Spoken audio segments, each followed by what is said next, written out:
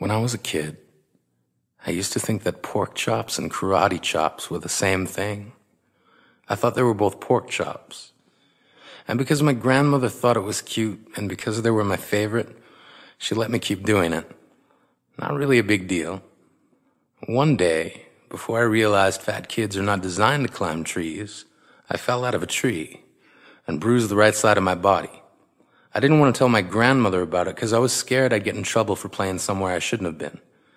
A few days later, the gym teacher noticed the bruise and I got sent to the principal's office. From there, I was sent to another small room with a really nice lady who asked me all kinds of questions about my life at home. I saw no reason to lie. As far as I was concerned, life was pretty good. I told her whenever I'm sad, my grandmother gives me karate chops. This led to a full-scale investigation, and I was removed from the house for 3 days until they finally decided to ask how I got the bruises. News of this silly little story quickly spread through the school, and I earned my first nickname, Pork Chop. To this day, I hate pork chops. I'm not the only kid who grew up this way, surrounded by people who used to say that rhyme about sticks and stones. As if broken bones hurt more than the names we got called, and we got called them all. So we grew up believing no one would ever fall in love with us, that we'd be lonely forever, that we'd never meet someone to make us feel like the sun was something they built for us in their tool shed. So broken heartstrings bled the blues as we tried to empty ourselves so we would feel nothing. Don't tell me that hurts less than a broken bone. That an ingrown life is something surgeons can cut away, that there's no way for it to metastasize, it does. She was 8 years old. Our first day of grade 3 when she got called ugly. We both got moved to the back of class so we would stop getting bombarded by spitballs. But the school halls were a battleground where we found ourselves outnumbered day after wretched day. We used to stay inside for recess because outside was worse. Outside we'd have to rehearse running away or learn to stay still like statues, giving no clues that we were there in grade 5. They taped a sign to the front of her desk that read, "Beware of dog."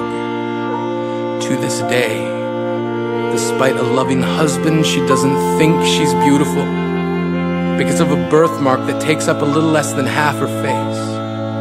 Kids used to say she looks like a wrong answer that someone tried to erase but couldn't quite get the job done.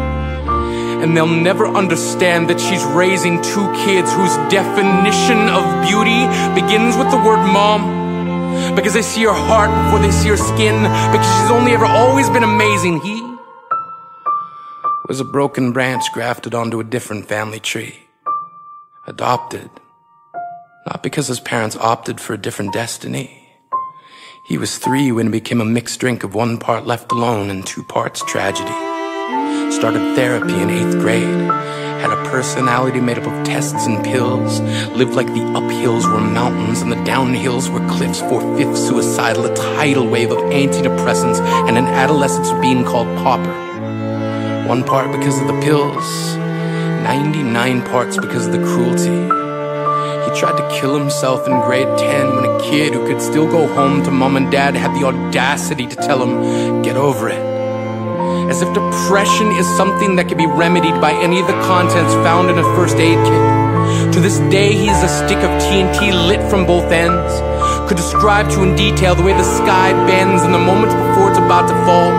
And despite an army of friends who all call him an inspiration, he remains a conversation piece between people who can't understand. Sometimes being drug-free has less to do with addiction and more to do with sanity. We weren't the only kids who grew up this way. To this day, kids are still being called names. The classics were, "Hey stupid," "Hey spaz." Seems like every school has an arsenal of names getting updated every year. And if a kid breaks in a school and no one around chooses to hear, do they make a sound? Or they're just background noise from a soundtrack stuck on repeat when people say things like kids can be cruel? Every school was a big top circus tent, and the pecking order went from acrobats to lion tamers, from clowns to carnies. All of these miles ahead of who we were freaks. lobster-clawed boys and bearded ladies, oddities juggling depression and loneliness, playing solitaire, spin the bottle, trying to kiss the wounded parts of ourselves and heal. But at night, while the others slept, we kept walking the tightrope. It was practice, and yes, some of us fell. But I want to tell them that all of this is just debris left over when we finally decide to smash all the things we thought we used to be. And if you can't see anything beautiful about yourself, get a better mirror.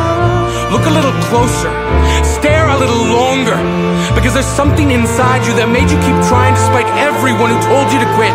You built a cast around your broken heart and signed it yourself. You signed it. They were wrong. Because maybe you didn't belong to a group or a clique. Maybe they decided to pick you last for basketball or everything. Maybe you used to bring bruises and broken teeth to show and tell but never told. Because how can you hold your ground if everyone around you wants to bury you beneath it? You have to believe that they were wrong. They have to be wrong. Why else would we still be here? We grew up learning to cheer on the underdog because we see ourselves in them. We stem from a root planted in the belief that we are not what we were called. We are not abandoned cars stalled out and sitting empty on some highway. And if in some way we are, don't worry. We only got out to walk and get gas. We are graduating members from the class of we made it. Not the faded echoes of voices crying out names will never hurt me. Of course, they did. But our lives will only ever always continue to be a balancing act that has less to do with pain and more to do with beauty.